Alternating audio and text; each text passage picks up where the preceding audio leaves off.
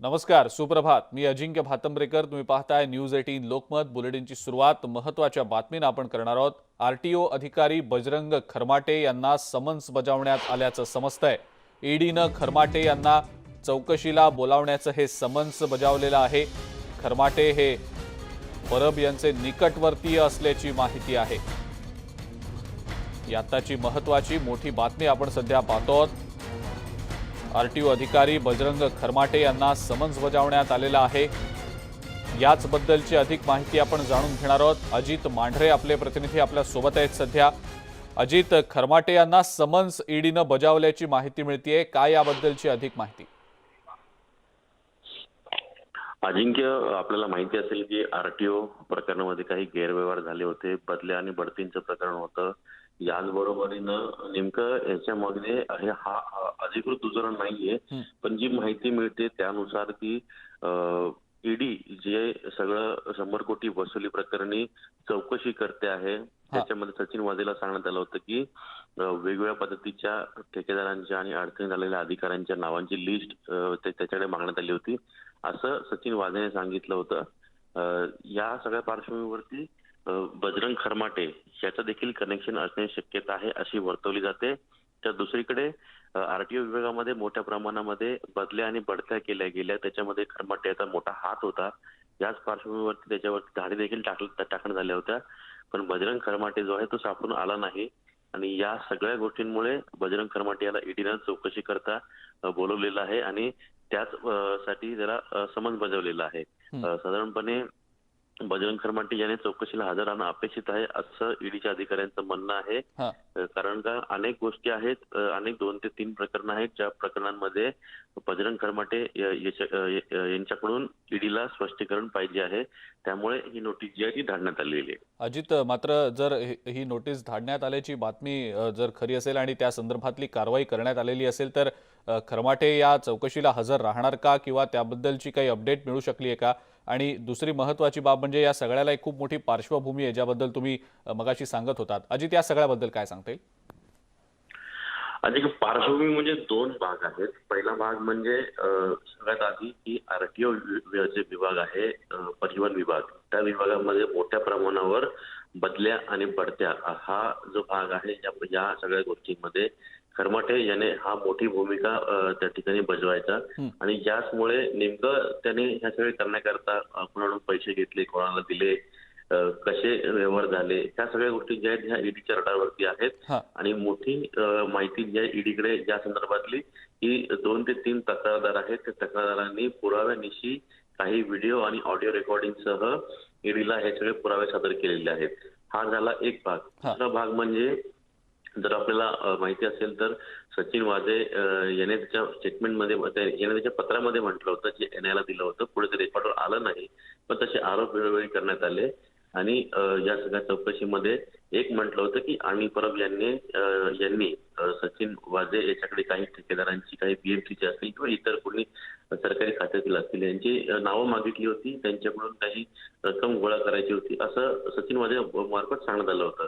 तर त्यामध्ये देखील बदल्या आणि बढत्या जो प्रकार आहे सगळा 100 कोटीच्या वसुलीचा, तो एक भाग याच खरमाटेच्या संबंधित होता असं आता सांगितलं जातंय. आणि त्यामुळे खरमाटे याला जेव्हा ईडी चौकशीला बोलवेल तेव्हा ही गोष्ट स्पष्ट होईल की नेमकं खरमाटे याचं कोणत्या भागांमध्ये आणि कोणत्या विषयामध्ये त्याची चौकशी करण्यासाठी बोलवलं होतं. मग फक्त परिवहनचा विभाग आहे का 100 कोटी वसुली प्रकरणामध्ये देखील खरमाटे याचं नाव आहे, हे त्यावेळी स्पष्ट होईल. पण या 2 गोष्टी ज्या आहेत, जे खरमाटेला नोटीस देऊन ईडीने चौकशी करता बजावलेलं आहे, त्या या 2 गोष्टी, ही 2 कारणे सांगितली जात आहेत. बिलकुल अजित, धन्यवाद. सविस्तर माहिती आपण दिली त्याबद्दल.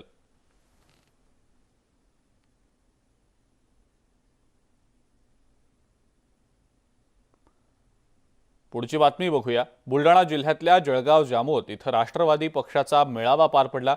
या मेळाव्यामध्ये राष्ट्रवादीच्या कार्यकर्त्यांची हजारोंच्या संख्येने उपस्थिती होती. या कार्यक्रमामध्ये संबोधित करताना राज्याचे अन्न आणि औषध प्रशासन मंत्री डॉक्टर राजेंद्र शिंगणे यांनी चक्क कार्यकर्त्यांना रस्त्यावर उतरून आंदोलन करा, निदर्शनं करा असा अजब सल्ला दिला. दरम्यान कोरोनाच्या संभाव्य 3ऱ्या लाटेची शक्यता मुख्यमंत्र्यांनी वर्तवलेली होती, त्यामुळे सर्वांनी अजूनही काळजी घेण्याचं आवाहन केलं गेलं होतं. मात्र राजेंद्र शिंगणे यांना मुख्यमंत्र्यांच्या आवाहनाचा विसर पडल्याचं दिसल्यानं अनेकांच्या भुवया उंचावलेल्या होत्या।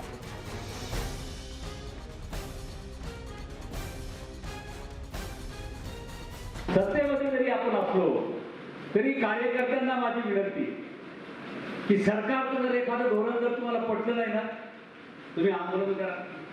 तुम्हाला असं वाटलं की आपलं सरकार आहे, आपण कसं आंदोलन करायचं, काही किंतु परंतु मनामध्ये ठेवायचा नाही। आपल्याला वाटलं की हे शेतकऱ्याच्या विरोधात आहे, हे शेतमजुराच्या विरोधात आहे, हे विद्यार्थ्याच्या विरोधात आहे, हे शिक्षकाच्या विरोधात आहे, हे ज्या आमच्या समाजामध्ये राहणाऱ्या घटकांच्या विरोधात आहे, तर निश्चितपणे आपण सुद्धा त्या ठिकाणी आंदोलन केलं पाहिजे। विशेष म्हणजे याच कार्यक्रमामध्ये शिंगणे तिसऱ्या लाटेचा कसा धोका आहे हे देखील सांगत होते। पाहूया। कोरोनाच्या संदर्भात महाराष्ट्रामध्ये साधारणतः ऑक्टोबरच्या पहिल्या आठवड्यामध्ये किंवा ऑक्टोबर महिन्यामध्ये तिसरी लाट येऊ शकते। ती येईलच असं काही सांगता येत नाही, ती येऊ शकते अशा प्रकारचे संकेत नीती आयोग असेल किंवा इतर विविध संस्थांनी देण्याचा प्रयत्न केलेला आहे। महाराष्ट्र शासन तिसरी लाट जर आली तर या तिसऱ्या लाटेमध्ये साधारणतः किती रुग्ण राहतील याचा सारासारपणे अभ्यास शासन करते।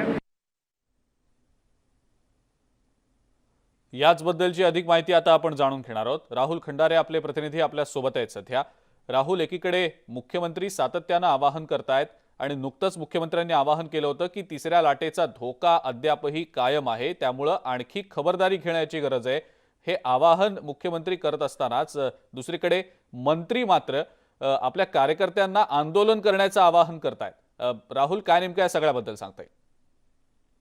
बरोबर आहे। बुलढाणा जिल्ह्याच्या जळगाव जामोद या ठिकाणी राष्ट्रवादीचा त्या ठिकाणी मेळावा होता आणि मेळाव्यामध्ये अन्न व औषध प्रशासन मंत्री डॉक्टर राजेंद्र शिंगणे यांचीही उपस्थिती होती। मुख्यमंत्री सह अन्न औषध प्रशासन मंत्री देखील तिसऱ्या लाटेचा धोका असल्याचं या ठिकाणी वारंवार सांगत होते आणि वारंवार सांगत असताना त्या ठिकाणी ज्यावेळेस अन्न व औषध प्रशासन मंत्री उपस्थितांना संबोधित करत असताना त्यांनी चक्क कार्यकर्त्यांना जर का आपलं काम होत नसेल आणि सरकार जर का ऐकत नसेल तर रस्त्यावर उतरा, त्याचबरोबर आंदोलन करा, अशा प्रकारचा सल्ला त्या ठिकाणी कार्यकर्त्यांना दिलाय। त्यामुळे कुठेतरी आता एकीकडे मुख्यमंत्री त्या ठिकाणी सांगतायत की कोरोनाची तिसरी लाट येते, सोशल डिस्टन्सिंग ठेवा, त्याचबरोबर शासनाने आखून दिलेल्या सर्व नियमाचं पालन करा, तर दुसरीकडे सत्तेमध्ये असलेलेच राज्याचे अन्न व औषध प्रशासन मंत्री कार्यकर्त्यांना चक्क रस्त्यावर उतरून आंदोलन करण्याचा सल्ला देत आहेत। त्यामुळे उपस्थितांच्या भुवया तर उंचावल्यात, परंतु या ठिकाणी आता या सरकारच्या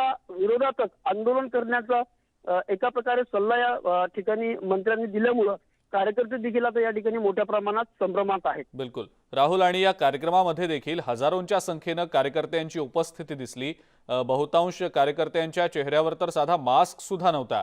अशा वेळेला खरं तर राजेंद्र शिंगणे यांनी कार्यकर्त्यांना हे आवाहन करणं अपेक्षित होतं की तुम्ही कशा पद्धतीनं कोरोनाच्या नियमांचं पालन केलं पाहिजे, पण दुसरीकडे ते एकीकडे सांगतात आंदोलन करा, सरकारचे निर्णय पटले नाहीत, तर दुसरीकडे बाहेर आल्यानंतर माध्यमांशी बोलताना आवाहन देखील करतायत की तिसऱ्या लाटेचा धोका सातत्यानं सांगितला जातोय। विरोधाभासी एकंदरीतच वक्तव्य कार्यक्रमाच्या दरम्यान आणि कार्यक्रमानंतर मंत्र्यांनी केलेली आहेत। राहुल, त्याबद्दल नेमकं काय सांगताय? खरं तर जर का आपण बघितलं तर या ठिकाणी अन्न व औषध प्रशासन मंत्री वारंवार तिसरी लाट येण्याची शक्यता वर्तवतात, त्या ठिकाणी माध्यमांसमोर त्या ठिकाणी ते सांगत असतात। परंतु ज्या ठिकाणी हा कार्यक्रम होता त्या कार्यक्रमामध्ये देखील बहुतांश लोकांना मास्क नव्हतं, सोशल डिस्टन्सिंग देखील त्या ठिकाणी पाळण्यात आलेलं नव्हतं आणि त्याच कार्यक्रमाचं प्रमुख उपस्थिती म्हणून अन्न व औषध प्रशासन मंत्री त्या ठिकाणी होते आणि उपस्थितांना त्यांनी तर चक्क त्या ठिकाणी कार्यकर्त्यांना रस्त्यावर उतरून आंदोलन करा अशा प्रकारची त्या ठिकाणी भाषा केल्यामुळं एकीकडे त्या ठिकाणी कोरोनाची तिसरी लाट येते हे सांगायचं आणि दुसरीकडे रस्त्यावर उतरून आंदोलन करायचं सांगायचं। त्यामुळं कार्यकर्ते तर संभ्रमात आहेतच, परंतु या ठिकाणी आता कोरोनाचा जो तिसरी लाट आहे त्या तिसऱ्या लाटेला कसं रोखावं हा देखील या ठिकाणी आता मोठा प्रश्न होतोय। जर का एक जबाबदार मंत्री अशा प्रकारचं जर का विधान करत असेल तर कोरोनाला या ठिकाणी रोखणं किंवा आटोक्यात आणणं या ठिकाणी शक्य होणार नाही। त्यामुळेच आता या ठिकाणी दोन्हीही त्यांचे विधान या ठिकाणी संभ्रम निर्माण करणारे या ठिकाणी आहेत। बिलकुल राहुल, धन्यवाद सविस्तर माहिती आपण दिली त्याबद्दल। पुढची आणखीन एक बातमी बघूया। डोंबिवली पूर्वेकडच्या रामनगर परिसरात राष्ट्रवादीच्या कार्यालयाचं उद्घाटन आणि राष्ट्रवादीच्या कार्यकर्ता मेळाव्यासाठी गृहनिर्माण मंत्री जितेंद्र आव्हाड डोंबिवलीमध्ये आलेले होते। कार्यकर्ता मेळाव्यात त्यांनी कार्यकर्त्यांना उद्देशून अनेक सल्ले दिले। असाच एक सल्ला कोरोनाच्या बाबतीत सुद्धा दिला। तिसरी लाट हलक्यात घेऊ नका, हा व्हेरियंट खूप धोकादायक आहे असं आव्हाड म्हणाले। मात्र प्रत्यक्षात याच मेळाव्यात कोरोना बाबतीतल्या कोणत्याही नियमांचं पालन करण्यात आलेलं नव्हतं। सोशल डिस्टन्सिंग तर सोडाच, पण बहुतांश कार्यकर्त्यांना मास्कचा देखील विसर पडल्याचं दिसून आलं। सर्वसामान्यांवर कारवाईचा बडगा उगारणाऱ्या पालिका प्रशासन आणि पोलीस या अशा मेळाव्यांवर नेमकी काय कारवाई करतात हे पाहणं महत्त्वाचं ठरणार आहे। तिसरी लाट हलक्यात घेऊ नका, हे डॉक्टर ट्रॅक बोलतोय, पण तो खूप डेंजरस व्हेरियंट, तो व्हेरियंट हा आतापर्यंत जगामध्ये तरी खूप धुमाकूळ घालतो। म्हणजे 100% वॅक्सिनेट झालेल्या इस्रायलला देखील भोग भोगावे लागते। विशेष म्हणजे कालच माझा डॉक्टर परिषदेत मुख्यमंत्र्यांनी राजकीय कार्यक्रमांनाही गर्दी करू नका असं आवाहन केलं होतं। आता मुख्यमंत्र्यांच्या आवाहनाला त्यांच्याच मंत्रिमंडळातले मंत्री हरताळ फासताना दिसून आले। गर्दीचे ज्यांना सण उत्सव म्हणतो ते सुरू जरी झाले असले तरी पूर्णपणे संपलेले नाहीये। म्हणून मला आणि आपल्याला आपल्या माध्यमातून जनतेला एक विनंती करायची आहे की गर्दी होणार नाही ह्याची काळजी आपण सगळ्यांनी घ्यायला पाहिजे। काही ठिकाणी मी सुद्धा आणि आम्ही सगळे राजकीय नेत्यांनी सुद्धा काळजी घ्यायला पाहिजे की ज्या कार्यक्रमाला आम्ही जातो तिथे सुद्धा गर्दी होता कामा नये। नाहीतर मग काय होणार, लोकांसांगे ब्रह्मज्ञान आणि स्वतः कोरडे पाषाण। मग तुम्हीच आम्हाला विचाराल, सगळी जनताच आम्हाला विचारेल, अहो तुम्ही आम्हाला सांगता की हे करू नका ते करू नका आणि तुम्ही बघा काय करताय। तर आपण पाहिलं मुख्यमंत्र्यांनी नेमकं काय आवाहन केलेलं होतं ते। शासकीय कार्यक्रमांना गर्दी करू नका असं मुख्यमंत्री स्वतः म्हणाले। मात्र त्यांच्याच मंत्रिमंडळातले जे मंत्री आहेत ते वेगवेगळ्या राजकीय कार्यक्रमांना मेळाव्यांना हजेरी लावतायत, ज्यामध्ये हजारोंच्या संख्येनं खरं तर उपस्थिती दिसतेय कार्यकर्त्यांची। याचबद्दलची आता आपण अधिक माहिती जाणून घेऊया। गणेश गायकवाड आपले प्रतिनिधी आपल्या सोबत आहेत सध्या। गणेश, एकीकडे मुख्यमंत्री आवाहन करता आहेत, संभाव्य तिसऱ्या लाटेचा धोका सांगतायत, म्हणतायत आणखी खबरदारी घेण्याची गरज आहे, शासकीय कार्यक्रमांना गर्दी करू नये असं आवाहन होतंय। मात्र त्यांच्याच मंत्रिमंडळातले जे मंत्री आहेत ते अशा कार्यक्रमांना उपस्थिती लावतायत। कार्यकर्ते हजारो त्यांच्या समोर असतात, त्यांना कोरोनाच्या तिसऱ्या लाटेबद्दलचे सल्ले देखील दिले जात आहेत। गणेश, या सगळ्याबद्दल काय सांगताय? अजिंक्य, मुख्यमंत्र्यांनी आता ज्या प्रकारे सांगितलं की लोकांसांगे ब्रह्मज्ञान आणि स्वतः मात्र कोरडे पाषाण, महाविकास आघाडी सरकारतील अनेक जे मंत्री आहेत अशाच प्रकारची त्यांच्याकडनं कार्यक्रम राबवले जातात आणि सातत्याने जितेंद्र आव्हाडांच्या बाबतीत हा ठाणे जिल्ह्यातला दुसरा प्रकार आहे। याआधी देखील त्यांच्या अशाच प्रकारच्या मेळाव्यामध्ये मोठ्या प्रमाणात गर्दी जमली होती आणि या ठिकाणी देखील कोरोनाच्या त्रिसूत्रीची पूर्णपणे पायमल्ली करण्यात आली, नियमांचं उल्लंघन करण्यात आलं। मात्र स्वतः अशा प्रकारचे सल्ले द्यायचे आणि मात्र समोर असलेल्या गर्दी संदर्भात काहीही बोलायचं नाही, अशा प्रकारचे एक विरोधाभास या ठिकाणी जाणवून येतोय। कारण सातत्याने मग महाविकास आघाडी सरकार असेल किंवा केंद्रातले जे मंत्री असेल, असाच जी काही जन आशीर्वाद यात्रा काही दिवसांपूर्वी पार पडली, त्याच्यामध्ये देखील मोठ्या संख्येनं या ठिकाणी कार्यकर्ते आणि पदाधिकारी होते आणि कोरोनाच्या नियमांचं पूर्णपणे उल्लंघन करण्यात आलं। त्याच्यामुळे महाविकास आघाडीतील जे राज्याचे जबाबदार मंत्री आहेत त्यांना यांचं भान राहिलेलं नाहीये का, समोर असलेले कार्यकर्ते किती मोठ्या संख्येने जमत आहेत, त्याच्यामुळे कार्यक्रम लावताना त्या प्रकारच्या सूचना दिल्या जात नाहीयेत का, 100 पेक्षा जास्त कार्यकर्त्यांनी जमू नये, कोरोनाच्या नियमांचं पालन करावं, प्रत्येकाने मास्क लावावं, सोशल डिस्टन्सिंग मेंटेन करावं, तशा प्रकारची आयोजन त्या ठिकाणी का केलं जात नाही। याचा अर्थ असा आहे की एकीकडे अशा प्रकारचे विधानं करायची, जबाबदार विधानं करायची की नियमांचं पालन करा, मात्र समोरची जी गर्दी आहे त्याच्यामध्ये कोरोना पसरवायचा, अशा प्रकारचा हा एक बेजबाबदारपणा या राज्याच्या मंत्र्यांकडनं आणि केंद्रीय मंत्र्यांकडनं सातत्याने होतोय। त्यामुळे नागरिक आता संभ्रमात आहेत की आम्हाला नियम पाळायला सांगितले जातात, आमच्यावर कठोर कारवाई केली जाते, मात्र अशा प्रकारची गर्दी जमून कोरोना नियमांचं उल्लंघन करून कोरोना वाढवण्यासाठी जे जबाबदार आहेत त्यांच्यावर आता महापालिका प्रशासन आणि पोलीस प्रशासन कारवाई करण्याचं धाडस दाखवेल का, हा प्रश्न सध्या सर्वसामान्यांकडनं उपस्थित केला जातोय। अजिंक्य, बरोबर गणेश, मग आता हे जे राजकीय पक्षांचे मेळावे, कार्यकर्ते मेळावे होत आहेत, या मेळाव्याच्या या सगळ्या कार्यक्रमांच्या आयोजकांवर आता गुन्हा दाखल होणार आहे का? जितेंद्र आव्हाड ज्या कार्यक्रमाला उपस्थित होते त्या कार्यक्रमाच्या आयोजकांवर काही कारवाई होताना दिसतीये का? अजून तरी या संदर्भात माहिती मिळालेली नाहीये. मात्र हा कार्यक्रम ज्या डोंबिवली परिसरामध्ये भरलेला होता त्या ठिकाणी 100 पेक्षा निश्चितच मोठ्या संख्येनं गर्दी कार्यकर्ते आणि पदाधिकाऱ्यांची जमली होती. या ठिकाणी सोशल डिस्टन्सिंग नाही तर साधे मास्क देखील कोणी अनेक जणांनी लावले नव्हते. त्याच्यानंतर ज्या लोकांनी मास्क लावले होते त्यांनी पूर्णपणे आपल्या तोंडाच्या खाली, हनवटीच्या खाली ते मास्क आणून ठेवलेले होते. त्याच्यामुळे एखादा कोरोनाची लागण झालेला व्यक्ती त्या ठिकाणी असेल तर साहजिकच या ठिकाणी कम्युनिटी स्प्रेड झाल्याशिवाय राहणार नाही. आपल्याला माहित आहे की कोरोनाच्या तिसऱ्या लाट येण्याची शक्यता आहे. सातत्याने राज्याचे मुख्यमंत्री असतील किंवा महाविकास आघाडी सरकारतील मंत्री असतील किंवा केंद्र जे आहे ते सातत्याने राज्याला या प्रकारचे निर्देश देते की तुम्ही कठोर पालन करा नियमांचं. मात्र असे बेजबाबदार मंत्री किंवा त्यांचे कार्यकर्ते पदाधिकारी वागत असतील तर मात्र पोलीस प्रशासनानं आणि महापालिका प्रशासनानं निश्चितच या संदर्भात कारवाई करावी. नाहीतर हे अशाच प्रकारचे मेळावे हे सातत्याने भरत राहतील आणि तिसऱ्या लाटेच्या उंबरठ्यावर असताना ही तिसरी लाट जी नोव्हेंबर किंवा ऑक्टोबर महिन्यात येणार आहे ती लवकरच या राज्यामध्ये येणार आहे आणि सर्वसामान्य नागरिकांना त्याचा जास्त त्रास होईल. अजिंक्य. बिलकुल गणेश, धन्यवाद सविस्तर माहिती आपण दिली त्याबद्दल. राज्यामध्ये तिसऱ्या लाटेच्या पार्श्वभूमीवर नियमांचं काटेकोरपणे पालन करण्याचं आवाहन केलं जात आहे, तर दुसरीकडे राज्यातल्या 5 जिल्ह्यांमध्ये कोरोना रुग्णसंख्येमध्ये आता वाढ होऊ लागलेली आहे. मुंबई, ठाणे, पुणे, सातारा आणि अहमदनगरमध्ये 72% कोरोनाबाधित रुग्ण आहेत. मुंबईमध्ये रविवारी दैनंदिन रुग्णवाढीनं 2 महिन्यातला उच्चांक नोंदवलाय, तर पुण्यामध्ये सर्वाधिक 15,469 रुग्ण आहेत. त्यामुळे आता तिसऱ्या लाटेचा धोका आणखी वाढत चालल्याचं चित्र आहे. तिसऱ्या लाटेचा धोका वाढतोय की काय अशीच शक्यता व्यक्त केली जाते, कारण राज्यातल्या 5 जिल्ह्यांमध्ये रुग्णवाढ होताना दिसतेय. सुस्मिता भदाणे आपल्या प्रतिनिधी आपल्या सोबत आहेत सध्या. सुस्मिता, रविवारी मुंबईतली 2 महिन्यातली उच्चांकी रुग्णवाढ नोंदवली गेलेली आहे आणि खरं तर हा धोक्याचा इशाराच एक प्रकारचा म्हणावा लागेल अशी स्थिती आहे. सुस्मिता, या सगळ्याबद्दल सविस्तर काय सांगता येईल? खरं तर राज्यासह मुंबईमध्ये जेव्हापासून निर्बंधांमध्ये शिथिलता आली त्यानंतर मोठ्या प्रमाणात रुग्णवाढ होऊ शकते अशी शक्यता वर्तवण्यात आलेली होती. परंतु सद्यस्थितीमध्ये मुंबई आणि जी 5 जिल्हे समोर आलेले आहेत अशा भागांमध्ये रुग्णवाढीचा दर हा वाढलेला दिसतोय.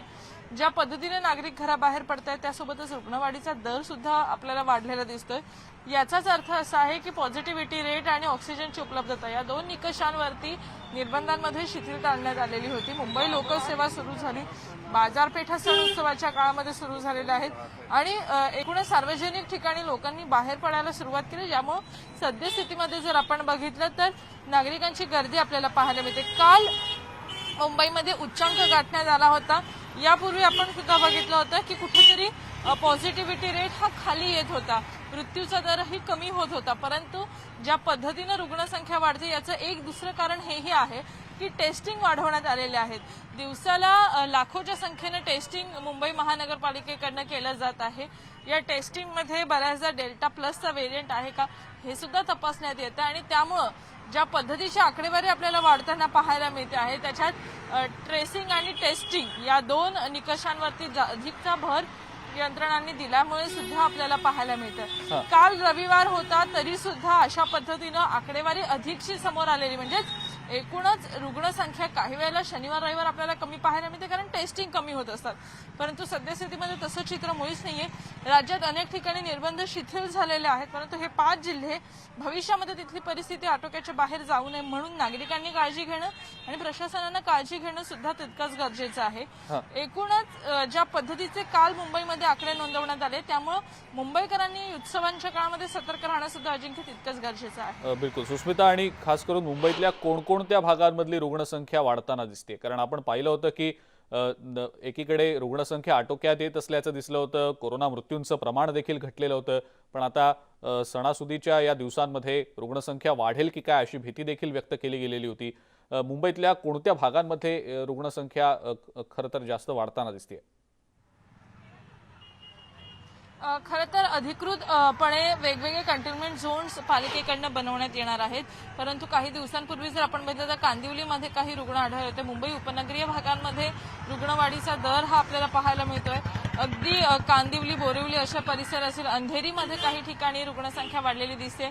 सायन धारावीचं जे पॅटर्न आहे ते यशस्वी ठरताना दिसतं आहे आणि त्यामुळे त्या परिसरामध्ये त्या मानानं रुग्णसंख्या जरी कमी असली तरी उच्चभू वस्तीमध्ये कोरोनाचा शिरकाव होऊ शकतो. याकरता यंत्रणांनी सतर्क राहणं गरजेचं आहे. खरं तर माहीममध्ये काही रुग्ण आढळून आलेले होते. एकूणच रुग्णसंख्या किती आहे यानुसार कंटेनमेंट झोन ठरतात अजिंक्य. त्यामुळे निश्चित अशी जी कंटेनमेंट झोनची व्याख्या आहे ती आता एवढीच सीमित राहिलेली आहे की ज्या इमारतीमध्ये जास्तीत जास्त रुग्ण आढळतील त्या इमारती सील केल्या जातात. परंतु माटुंगा असेल, माहीम असेल, परत वेस्टर्न साईडमध्ये जर आपण बघितलं पश्चिम भागामध्ये अंधेरी असेल, बोरिवली, कांदिवली असे काही परिसर आहेत जिथं लोकांची वर्दळ जास्त आहे किंवा आपण म्हणूया की प्रादुर्भाव वाढलेला दिसतोय. प्रत्येक वॉर्ड निहाय ही आकडेवारी जाहीर केली जाते.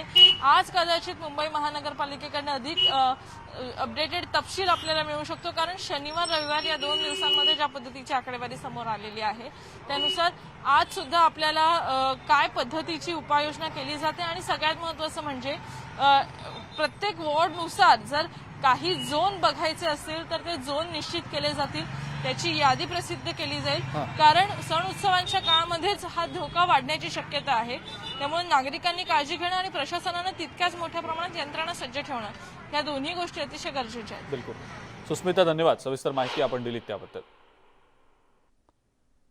तर आपण पाहतो आहोत राज्यातल्या 5 जिल्ह्यांमध्ये रुग्णसंख्या आता काहीशी. सीबीआयकडून सुरू असलेल्या तपासान्वये ईडीनं सुद्धा पैशांच्या गैरव्यवहाराचा तपास सुरू केलेला आहे. या अंतर्गत ईडीनं आतापर्यंत 5 वेळेला देशमुख यांना चौकशीचं समन्स बजावलं होतं. त्यामुळे अनिल देशमुख यांच्या अडचणींमध्ये आता आणखी वाढ होण्याची शक्यता वर्तवण्यात येते. ईडीच्या सूत्रांकडनं ही माहिती न्यूज 18 लोकमतला मिळतेय. ईडीनं अनिल देशमुख यांच्या विरोधात लुकआउट नोटीस बजावल्याची माहिती समोर येतेय.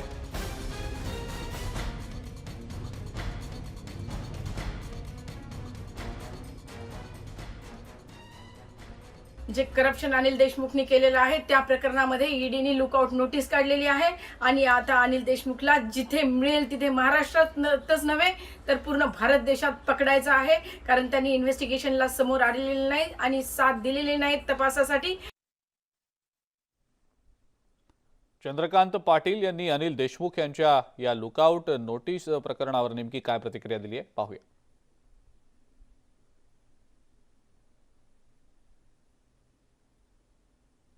एका राज्याचं गृहमंत्री असणाऱ्या माणसाला लुकआउटची नोटीस. लुकआउट म्हणजे काय तर माझ्या ग्रामीण भाषेत म्हणायचं तर फरार घोषित करणे.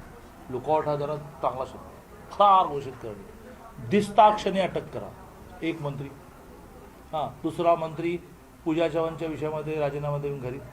तिसरा मंत्री करुणा मुंडे विषयामध्ये मान खाली घालतोय, राजीनामा द्यायला तयार नाही. चौथ्या मंत्र्यावर ईडी लागलेली आहे. 5व्या मंत्र्या जे आहे ते ईडीच्या रांगेत उभा आहे. सहाव्याचा जो सगळं राज्य चालवतो मागे राहून त्याचा बंगला पाडला गेला. अरे काय मंत्रिमंडळ आहे का काय? आणि याच महत्त्वाच्या घडामोडींसंदर्भातली अधिक माहिती आपण जाणून घेणार आहोत. अजित मांढरे आपले प्रतिनिधी आपल्या सोबत आहेत सध्या.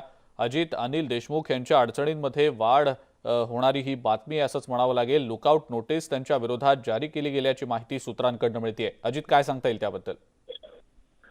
अजिंक्य, आपल्याला एक गोष्ट लक्षात घेतली पाहिजे की याच्या आधी 2 प्रकरणं आहेत. एक तर परमवीर सिंग यांनी लेटर बॉम्ब टाकल्यानंतर अनिल देशमुख यांनी राजीनामा देऊन त्यानंतर 100 कोटी वसुली प्रकरणी सीबीआयने दाखल केलेला गुन्हा आणि त्यातले आर्थिक गैरव्यवहार आणि परदेशात झालेले व्यवहार या बाबी समोर आल्यानंतर ईडीनं दाखल केलेला गुन्हा, त्याची केलेली चौकशी, त्यानुसार टाकलेल्या धाडी आणि अनिल देशमुख यांच्यावर दाखल केलेला गुन्हा दाखल करून त्यांच्या 2 पीएना अटक केली होती. तर दुसरीकडे याच प्रकरणामध्ये आपण लक्षात घेतलं तर वारंवार अनिल देशमुख यांना ईडीनं चौकशी करता समन्स बजावले होते, पण तरी देखील अनिल देशमुख चौकशी करता हजर राहिले नाही. ही लुकआउट नोटीस जारी करण्याचं काम जे आहे ते बऱ्याच दिवसापासून सुरू करण्यात आलं होतं. याचं कारण म्हणजे परमवीर सिंग यांच्या विरोधामध्ये ठाणे पोलिसांनी लुकआउट नोटीस जारी केली होती. फक्त आता त्याचवेळी अनिल देशमुख यांना देखील लुकआउट नोटीस जारी केली जाणार होती. पण पहिले लुकआउट नोटीस जारी कोण करते? राज्य सरकार करणार की केंद्र सरकार करणार, त्याच्यामध्ये रस्सीखेच लागली होती आणि त्याच्यामध्ये वाट पाहत खरं तर ईडीने खूप वाट पाहिली आहे. त्याच्यानंतर रीतसर सविस्तर अनिल देशमुख यांना एक लुकआउट नोटीस जारी केलेली आहे. अजित, मात्र माजी गृहमंत्री राहिलेले आहेत अनिल देशमुख आणि आता ही लुकआउट नोटीस त्यांच्या विरोधात जारी केली गेल्याची माहिती समोर आलेली आहे. अनिल देशमुख कदाचित स्वतःहून आता समोर येतील का या सगळ्यामध्ये? आता ते ईडीच्या चौकशीला सामोरं जातील का, असे देखील आता प्रश्न उपस्थित केले गेलेले आहेत. अजित, त्याबद्दल नेमकं काय वाटतं? या सगळ्या शक्यतांबद्दल नेमकं काय वाटतं? खरं तर त्यांना ईडी चौकशीला सामोरं जावंच लागेल. त्यांनी असं म्हटलेलं आहे की त्यांना न्यायालयातून दिलासा मिळालेला आहे. पण आम्ही जेव्हा ईडीच्या वरिष्ठ अधिकाऱ्यांना याबाबत विचारलं तेव्हा त्यांचं म्हणणं आहे की अशी कोणतीही गोष्ट आमच्यापर्यंत तरी आलेली नाहीये की न्यायालयाने त्यांना अटक करू नये किंवा त्यांना त्यांच्या विरोधात लुकआउट नोटीस काढू नये असे कुठे आदेश दिलेले आहेत. त्यामुळे अनिल देशमुख यांना चौकशीला हजर राहावं लागेल. आता लुकआउट नोटीस जारी करण्यात आलेली, त्याच्यामुळे त्यांना दिसता क्षणी ताब्यात घेण्यात येईल आणि ईडी समोर हजर करण्यात येईल. त्यांना भारत सोडून जाता येणार नाही. हा सगळा या नोटीसचा भाग आहे. बिलकुल. त्यामुळे अनिल देशमुख यांच्या अडचणीत प्रचंड वाढ झाल्या आहेतच, पण त्याचबरोबरीने आता अनिल देशमुख यांच्या परिवारांच्या विरोधामध्ये ईडी लुकआउट नोटीस काढेल की नाही हे अजून स्पष्ट नाहीये. तर ती जर नोटीस काढली तर अनिल देशमुख यांच्या अडचणीमध्ये आणखी वाढ होतील. त्यामुळे आता अनिल देशमुख यांच्या विरोधामध्ये ईडी जो आहे तो आपला फास हळूहळू आवळत चाललेली आहे. बिलकुल. अजित, धन्यवाद. सविस्तर माहिती आपण दिलीत त्याबद्दल. पुढची बातमी बघूया. कर्नाटक राज्याची उपराजधानी अशी ओळख असलेल्या बेळगाव महानगरपालिकेच्या निवडणुकीचा निकाल आज जाहीर होणार आहे. शुक्रवारी बेळगाव महानगरपालिकेसाठी मतदान झालेलं होतं. महाराष्ट्र एकीकरण समिती आणि इतर राजकीय पक्षांसाठी ही निवडणूक अतिशय प्रतिष्ठेची आहे. 8 वाजल्यापासून मतमोजणीला सुरुवात झालेली आहे आणि मतमोजणीच्या निमित्तानं संपूर्ण बेळगाव शहरात कडेकोट पोलीस बंदोबस्त तैनात करण्यात आलेला आहे. यंदाच्या निवडणुकीत 50% मतदान झालेलं होतं. बेळगाव महानगरपालिकेचा महापौर कोण होणार याकडे संपूर्ण कर्नाटक राज्याचं आणि पश्चिम महाराष्ट्राचंही लक्ष लागलेलं आहे. दुपारी 12 वाजेपर्यंत पालिकेच्या निवडणुकीचा अंतिम निकाल जाहीर होण्याचीही शक्यता वर्तवली जाते. बेळगाव पालिका निवडणुकीसाठीची मतमोजणी आज पार पडतीये. सकाळी 8 वाजल्यापासून मतमोजणीला सुरुवात झालेली आहे. यंदाच्या निवडणुकीमध्ये 50% इतकं मतदान झालेलं होतं. त्यामुळे आता पालिकेच्या 58 जागांवर कोण बाजी मारणार हे पाहणं अतिशय महत्त्वाचं ठरणार आहे. याचबद्दलची अधिक माहिती आपण जाणून घेणार आहोत. संदीप राजगोळकर आपले प्रतिनिधी आपल्या सोबत आहेत सध्या. संदीप, बेळगाव पालिका निवडणूक अतिशय प्रतिष्ठेची झालेली होती, आपण सर्वांनीच पाहिलं. मात्र या 58 पालिका जागांवर कोण कोण विजयी होणार याकडे आता सर्वांचंच लक्ष लागलेलं आहे. संदीप, काय सांगता येईल त्याबद्दल? सकाळी 8 वाजल्यापासून मतमोजणीला सुरुवात झाली आहे अजिंक्य, आणि आता पोस्टल मतदान जे आहे सुरुवातीला त्याची मतमोजणी केली जाईल आणि त्यानंतर मुख्य मतमोजणीला सुरुवात होईल. एकूण 58 जागांसाठी मोठ्या चुरशीनं मतदान शुक्रवारी पार पडलं.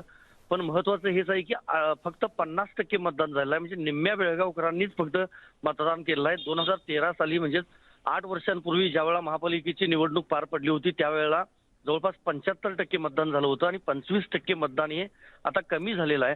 पण मराठी भाषिक आणि महाराष्ट्र एकीकरण समितीचा असा दावा आहे की म्हणजे मराठी भाषिकांनी मोठ्या संख्येने हे मतदान केलं आहे. दुसरं वैशिष्ट्य या निवडणुकीचं असं सांगता येईल की यापूर्वी मराठी भाषिकांच्या विरोधात उर्दू भाषिक किंवा कन्नड भाषिक असा एक सामना पाहायला मिळायचा. पण पहिल्यांदाच राष्ट्रीय पक्ष जे आहेत ते या निवडणुकीमध्ये उतरले. मग त्यामध्ये भाजप, काँग्रेस सोबतच आप, MIM आणि JDSनं देखील काही ठिकाणी आपले उमेदवार जे आहेत ते उभे केले होते. त्यामुळं मतांची विभागणी होईल असं एक गणित बांधलं जात आहे. साधारणतः 12 वाजेपर्यंत कौल हाती येण्याची शक्यता आणि महाराष्ट्र एकीकरण समिती असेल किंवा मराठी भाषिक असतील त्यांच्यासाठी ही निवडणूक अतिशय प्रतिष्ठेची असणार आहे.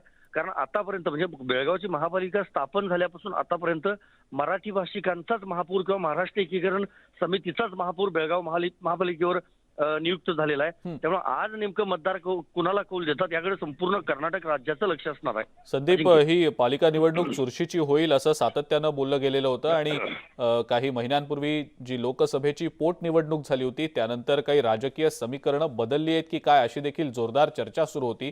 या सगळ्या पार्श्वभूमीकडे पाहता काही धक्कादायक निकाल लागतील अशी शक्यता वाटते? ज्यावेळेला लोकसभाची पोटनिवडणूक झाली होती, सुरेश अंगडी हे केंद्रीय रेल्वे राज्यमंत्री होते. कोरोनामुळे त्यांचं निधन झालं आणि त्यानंतर ही निवडणूक लागली होती. आणि पहिल्यांदाच म्हणजे यापूर्वी महाराष्ट्र एकीकरण समितीमार्फत विधानसभेची निवडणूक लढवली गेलेली आहे, महापालिकेची किंवा ग्रामपंचायत असेल ती लढवली गेलेली आहे. मात्र खासदारकी म्हणजे लोकसभेची पहिल्यांदाच निवडणूक लढवली गेली आणि मोठ्या चुरशीनं त्यावेळेला देखील मतदान झालं होतं. मराठी भाषिकांचा कौल त्यावेळेला पाहायला मिळाला आणि अधिकृत उमेदवार होता. पण आजच्या घडीला जर पाहिलं तर एकूण 58 जागा आहेत, जे काही त्यापैकी फक्त 21 जागांवर महाराष्ट्र एकीकरण समितीचे अधिकृत उमेदवार आहेत. मात्र इतर प्रभागांमध्ये पुरस्कृत उमेदवारांची संख्या जी आहे ती प्रचंड आहे. त्यामुळे कदाचित बहुमत महाराष्ट्र एकीकरण समितीला मिळू शकतं. कन्नड चॅनल्स जे आहेत त्यांनी एक एक्झिट पोल जो जाहीर केला गेल्या 2 दिवसांमध्ये, त्यामध्ये त्यांनी देखील महाराष्ट्र एकीकरण समितीला कदाचित बहुमत मिळू शकतं असं सांगितलं. यापूर्वी जर आपण पाहिलं जिल्हा प्रशासन, पोलीस प्रशासन किंवा कन्नड चॅनल्स म्हणजे कन्नड भाषेतली जी माध्यम आहेत, प्रसार माध्यमात, ती कायमच मराठी भाषिकांच्या विरोधात बातम्या देत असतात, कन्नड भाषिकांच्या बाजूने बातम्या देत असतात. पण पहिल्यांदाच एक्झिट पोलमध्ये कन्नड चॅनल्सनी देखील महाराष्ट्र एकीकरण समितीला कौल दिलाय. त्यामुळे नेमकं मतदार कुणाला कौल देणार, बेळगावचा बिग बॉस कोण असणार, महापौर कुठल्या पक्षाचा होणार हे आपल्याला काही वेळातच समजू शकेल. बिलकुल संदीप, धन्यवाद. सविस्तर माहिती आपण दिली त्याबद्दल आणि या महत्त्वाच्या घडामोडींकडे आपलं लक्ष असणारच आहे. या संदर्भातले अपडेट्स आपण वेळोवेळेला घेणारच आहोत. नमस्ते महाराष्ट्रमध्ये वेळ झाली आणखीन एका ब्रेकची. बघत रहा न्यूज 18 लोकमत.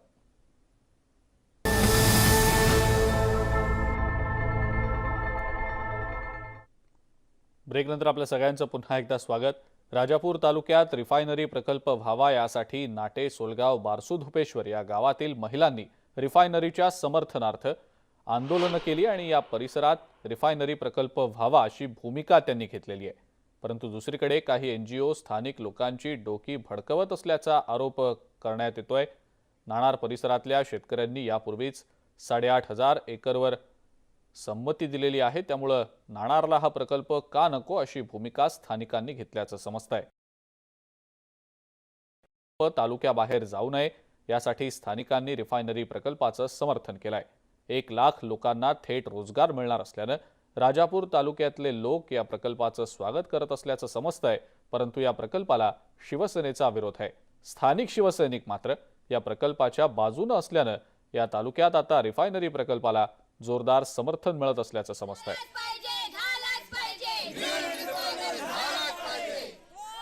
याच संदर्भातली अधिक माहिती आपण जाणून घेणार आहोत. शिवाजी गोरे आपले प्रतिनिधी आपल्या सोबत आहेत सध्या.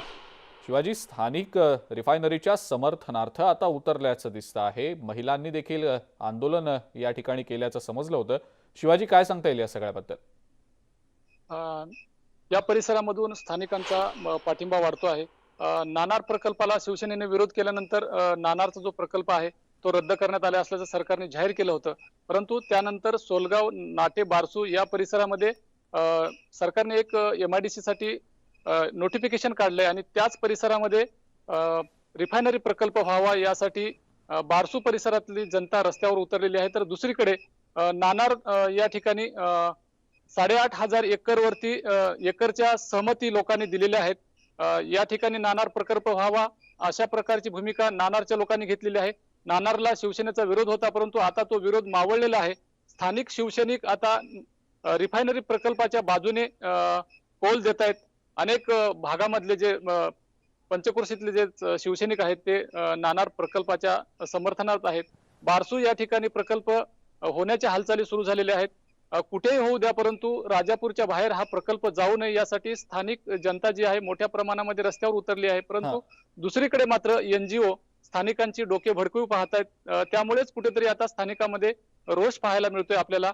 कालच काही महिलांनी रिफायनरी प्रकल्पाच्या समर्थनार्थ रस्त्यावर उतरून काल आंदोलन केलं. मुख्यमंत्री साहेबांनी हस्तक्षेप करावा आणि हा प्रकल्प राजापूर तालुक्यामध्ये व्हावा अशी भूमिका काल महिलांनी घेतलेली आहे. कारण 1 लाख लोकांना थेट रोजगार मिळणार आहे. 3 लाख कोटीची गुंतवणूक असणारा हा मोठा प्रकल्प आहे. राज्यातला हा सगळ्यात मोठा प्रकल्प असल्यामुळे या ठिकाणच्या स्थानिकांना रोजगार मिळणार आहे. पूरक उद्योग सुद्धा मोठ्या प्रमाणामध्ये या ठिकाणी येणार आहेत आणि हाच प्रकल्प कुठेतरी जिल्ह्याच्या बाहेर जाऊ नये अशी भूमिका इथल्या राजापूर वासियांनी घेतलेली आहे. यापूर्वीच नाणार मध्ये जो प्रकल्प होणार होता त्या ग्रामपंचायतीने सुद्धा आता आमच्या इथे हा प्रकल्प व्हावा असा ठराव सुद्धा केलेला आहे. काही लोकांनी मात्र शिवसेनेच्या विरोधाला झुगारून काही स्थानिक शिवसैनिकांनी राजापूर मध्ये जो होणारा रिफायनरी प्रकल्प आहे त्याचं समर्थन केलं होतं आणि थेट बीजेपी मध्ये पक्षप्रवेश सुद्धा केला होता. बीजेपीच्या पक्षप्रवेशानंतर मात्र या ठिकाणी बीजेपीने लीड घेतली होती. दुसरीकडे शिवसेना प्रकल्पाला विरोध तर करते, परंतु दुसरीकडे असं त्यांची भूमिका आहे की आम्ही स्थानिकाबरोबर आहोत, स्थानिक सांगतील त्या ठिकाणी आम्ही हा प्रकल्प देऊ, अशी भूमिका सुद्धा त्यांनी घेतलेली आहे. त्यामुळे शिवसेनेची ही दुटप्पी भूमिका बीजेपीने कुठेतरी आता लीड घेतल्यामुळे उघडी पडली आहे. काँग्रेस आणि राष्ट्रवादी या दोन्ही पक्षाकडून अजूनही कोणतीही अधिकृत भूमिका जरी जाहीर करण्यात आली नसली तरी शिवसेनेच्या आघाडी पक्षामध्ये जे महाविकास शिवाजी, आघाडी पक्ष आहे, आपण बघितलं तो तर घटक पक्ष असल्यामुळे- या आधी या सगळ्या मुद्द्यावरनं मोठं राजकारण रंगलेलं होतं. आपण काही पक्षांचा उल्लेख केला ज्या पक्षांची भूमिका या संदर्भातली विरोधाभासी होती. मात्र येत्या काळात पुन्हा एकदा या महत्त्वाच्या मुद्द्यावरून राजकारण आणखी रंगताना दिसेल. या रिफायनरीच्या मुद्द्यावरनं वातावरण तापलेलं बघायला मिळू शकेल असं वाटतं. नक्कीच, कारण शिवसेना, काँग्रेस आणि राष्ट्रवादी घटक पक्ष आहेत, सरकारमधले हे पक्ष आहेत आणि उघडपणे काँग्रेस किंवा राष्ट्रवादी रिफायनरीचं समर्थन जरी करत नसलं तरी स्थानिक पातळीवरती सर्वच जे कार्यकर्ते आहेत ते एकत्र आलेले आहेत, रिफायनरीचं समर्थन करतायत. काँग्रेसचे जे राजापूरचे नगराध्यक्ष आहेत खलिपे, त्यांनी सुद्धा तशा एक ठराव केला होता आणि त्या ठरावामध्ये त्यांनी रिफायनरीचं समर्थन केलं होतं. आता या स्थानिकामध्ये शिवसेनेचा सुद्धा जे पदाधिकारी आहेत त्यांचा सुद्धा समावेश आहे. एकीकडे शिवसेनेचा जरी विरोध असला तरी स्थानिक शिवसैनिक मात्र प्रकल्पाच्या बाजूने आहेत. त्यामुळे कुठेतरी शिवसेनेला आता भूमिका स्पष्ट करावी लागणार आहे. राज्याचे मुख्यमंत्री उद्धवजी ठाकरे नेमकी काय भूमिका घेतात यावरती सर्व काही अवलंबून आहे. नाणारचा प्रकल्प जरी रद्द करण्याचा सरकारने निर्णय घेतला असला तरी तोलगाव आणि बारसूर या परिसरामध्ये जी MIDC होणार आहे त्या MIDC मध्ये हा प्रकल्प व्हावा अशी सुद्धा स्थानिकांची भूमिका आहे. या प्रकल्पासाठी 1100 एकर जमीन लागणार आहे आणि या MIDC मध्ये 2300 एकर जमीन सरकारने नोटिफिकेशन काढून जाहीर केलेली आहे. त्यामुळे या MIDC परिसरामध्ये जर का हा प्रकल्प झाला तर स्थानिकांना मोठा फायदा होईल आणि तालुक्यामध्ये हा प्रकल्प राहील अशी भूमिका सुद्धा लोकांनी घेतलेली आहे. कालच काही ठिकठिकाणी महिलांनी आंदोलन केलं आणि या आंदोलनातून त्यांनी एक संदेश दिलेला आहे की स्थानिक जनता, स्थानिक महिला, स्थानिक आम्ही जर आता प्रकल्पाच्या रिफायनरी बाजूने आहोत. प्रकल्पाच्या बाजूनं असतील तर आता येत्या काळात काय नेमकी भूमिका शिवसेनेची राहते हे देखील पाहणं महत्त्वाचं ठरणार आहे. शिवाजी, धन्यवाद आपण ही जी सविस्तर माहिती दिली त्याबद्दल. आणि या सगळ्या महत्त्वाच्या घडामोडींसोबतच नमस्ते महाराष्ट्रमध्ये वेळ झाली इथंच थांबण्याची. जाता जाता महत्त्वाचं आवाहन ते म्हणजे कोरोना प्रतिबंधक नियमांचं पालन करा, मास्क लावायला विसरू नका, सोशल डिस्टन्सिंग पाळा आणि सॅनिटायझरनं हात वारंवार स्वच्छ करा. बघत रहा न्यूज 18 लोकमत.